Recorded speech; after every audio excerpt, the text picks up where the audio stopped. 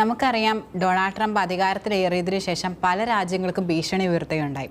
ഇപ്പം പല യുദ്ധങ്ങൾ നടത്തുന്നത്, അതുപോലെ തന്നെ സമാധാനം സ്ഥാപിക്കാൻ വേണ്ടി അദ്ദേഹം ശ്രമിക്കുമെന്ന് പറഞ്ഞിരുന്നു. പക്ഷേ എങ്കിൽ പോലും അദ്ദേഹം കൂടുതൽ യുദ്ധത്തിലേക്കാണ് കാര്യങ്ങൾ നയിച്ചുകൊണ്ടിരിക്കുന്നത്. അപ്പോൾ ഇപ്പോൾ ട്രംപ് പുതിയൊരു പ്രഖ്യാപനമായിട്ട് ഇറങ്ങിയിരിക്കുകയാണ്. അതായത് ആണവായുധങ്ങളെല്ലാം ലോകരാജ്യങ്ങൾ നിരായുധീകരിക്കണമെന്നാണ് ട്രംപ് ഇപ്പോൾ പുതിയതായിട്ട് ആഹ്വാനം ചെയ്തിരിക്കുന്നത്. അപ്പോൾ അതിൻ്റെ പിന്നിൽ അത് ട്രംപ് നടത്തുന്ന ചതിയാണോ അതോ ഒരു പരാജയ ഭീതിയാണോ എന്ന കാര്യത്തിലാണ് ഇപ്പം നമുക്ക് സംശയമുള്ളത്. കാരണം ഇറാൻ ഉൾപ്പെടെയുള്ളവരുടെ ആണവായുധങ്ങൾ എത്രമാത്രം ശക്തമാണെന്ന് നമുക്കറിയാം. അപ്പോൾ അതിൻ്റെ ഒരു ഭീതിയിലാണോ ട്രംപ് ഇത്തരത്തിലൊരു ആഹ്വാനം നടത്തുന്നതെന്നാണ് ഇപ്പോൾ പൊതുവെ എല്ലാവരും വീക്ഷിക്കുന്നത്.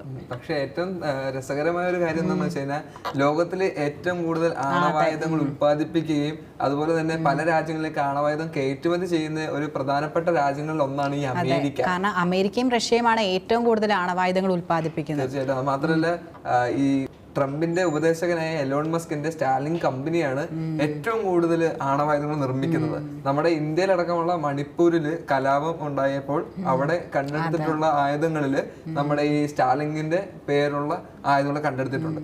അപ്പോൾ അമേരിക്ക ആണവായുധം നിർമ്മിക്കുന്ന ഒരു വലിയൊരു രാജ്യമാണ്.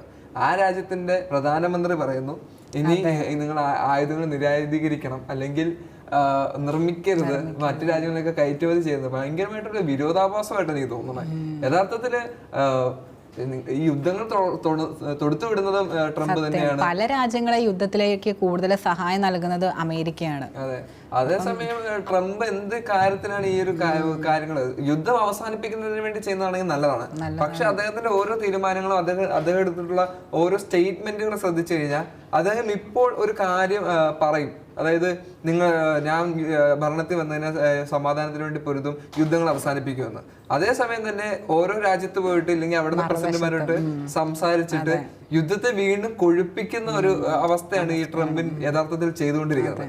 അത് തന്നെയാണ് ഇപ്പോഴും ചെയ്യുന്നത്. അതായത് ആയുധങ്ങൾ നിരായുധീകരിക്കണം എന്ന് പറയുന്നത് ഇല്ലാതാക്കണം, അല്ലെങ്കിൽ അതിനെ സംരക്ഷിക്കണം, മാറ്റി വെക്കണം എന്നുള്ള രീതിയിൽ പറയും. അത് കഴിഞ്ഞിട്ട് അമേരിക്ക തന്നെ ഈ ഒരു ആയുധങ്ങളൊക്കെ നിർമ്മിച്ച് പല രാജ്യങ്ങളിലേക്ക് എത്തിക്കുന്ന അവരുടെ സാമ്പത്തിക വ്യവസ്ഥ, അവർ കൂടുതലും പണം അവർക്ക് ലഭിക്കുന്ന ഒരു മാർഗം കൂടിയാണ് ഈ ആണവായുധങ്ങൾ എന്ന് പറയുന്നത്. അപ്പോൾ അത് അവരുപേക്ഷിക്കുകയാണെങ്കിലേ ഉള്ളൂ ബാക്കി രാജ്യങ്ങൾക്ക് അത് ഉപേക്ഷിക്കാൻ കഴിയുള്ളൂ. കാരണം എല്ലാ രാജ്യങ്ങളും ആണവായുധങ്ങൾ അതിൻ്റെ ഒരു ഭാഗമായിരിക്കും. അവരുടെ പണത്തിൽ നിന്ന് വരുന്ന സോഴ്സിൽ ഒരു ഭാഗമാണ് ഈ ആണവായുധങ്ങൾ എന്ന് പറയുന്നത്. അപ്പം അമേരിക്ക അത് കൈവശം വെച്ചിട്ട് അവർ വീണ്ടും ആ പ്രവൃത്തി ചെയ്തിട്ട് ബാക്കിയുള്ള രാജ്യങ്ങളോട് ഇങ്ങനെ ഇത്തരത്തിൽ ആഹ്വാനം ചെയ്യാൻ പറയുന്നതെന്ന് പറയുന്നത് തന്നെ യഥാർത്ഥത്തില് ഇറാൻ അടക്കമുള്ള രാജ്യങ്ങൾ ആണവായുധം വർദ്ധിപ്പിക്കുകയും ആണവശേഖരം വർദ്ധിപ്പിച്ചു വരികയും ഒരു സാഹചര്യത്തിൽ അമേരിക്കനെ തകർക്കാൻ വേണ്ടി പല പദ്ധതികളും ഇറാൻ തയ്യാറാക്കി കഴിഞ്ഞിരുന്നു. ആ ഒരു യുദ്ധത്തിൽ തീർച്ചയായിട്ടും ഇറാൻ ജയിക്കുമെന്നുള്ള ഒരു സ്റ്റേറ്റ്മെന്റ് വരെ നമ്മൾ കണ്ടതുമാണ്.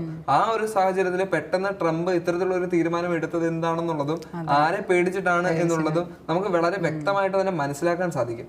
യഥാർത്ഥത്തിൽ ഇനിയും യുദ്ധങ്ങൾ തുടങ്ങുമ്പോൾ ശരിക്കും ആയുധങ്ങൾ ഏറ്റവും കൂടുതൽ മറ്റു രാജ്യങ്ങളിലേക്ക് എത്തിക്കുന്നതിന്റെ നേതൃസ്ഥാനം വഹിക്കാൻ പോകുന്നതും അമേരിക്ക തന്നെയാണ്. കാരണം എലോൺ മസ്ക് ഇപ്പോഴും പല രീതിയിലുള്ള ബിസിനസ്സുകൾ ചെയ്തുകൊണ്ടിരിക്കുന്നു.